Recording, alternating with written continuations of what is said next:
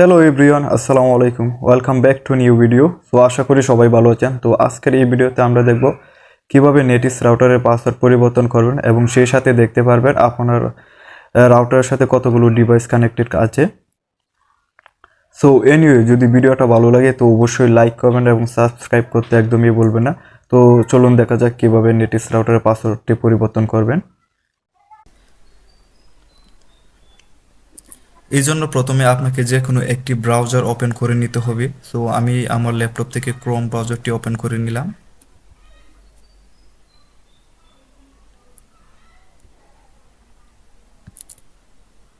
তারপর আমরা রাউটারের আইপি অ্যাড্রেসটি লিখে দেব। সো নেটিস রাউটারের আইপি অ্যাড্রেস হলো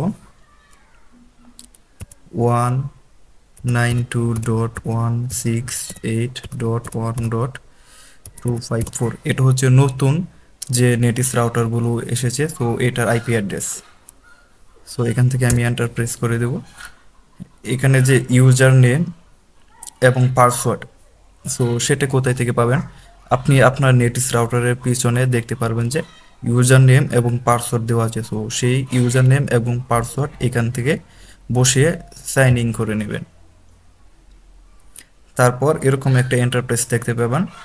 সো সেখানে যে ওয়্যারলেস, এখানে দেখতে পারবেন যে আপনার ওয়াইফাইয়ের নাম, ওয়াইফাই নেম এবং পাসওয়ার্ডটি দেখতে পারবেন। সো আপনি আপনার পুরাতন পাসওয়ার্ডটি এখান থেকে রিনেম করে নতুন পাসওয়ার্ড বসিয়ে এখান থেকে জাস্ট সেভ করে দিবেন।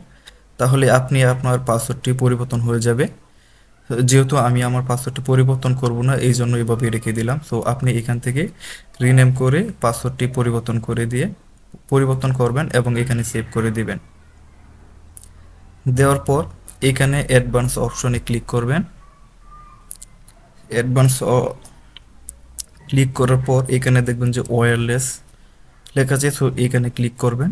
ক্লিক করার পরে দেখবেন যে ওয়্যারলেস ক্লায়েন্ট লিস্ট, এখানে ক্লিক করবেন। এখানে ক্লিক করার পর আপনার রাউটারের সাথে যতগুলো ডিভাইস কানেক্ট আছে তো সবগুলো এখানে দেখাবে। যদি যদি আননোন ডিভাইস থাকে তো আপনি সেখান থেকে লগ আউট করে দিবেন। সো আজকে এই পর্যন্তই, দেখা হবে আবার নতুন কোনো ভিডিওতে। এই পর্যন্ত ভালো থাকবেন, সুস্থ থাকবেন। আল্লাহ হাফেজ।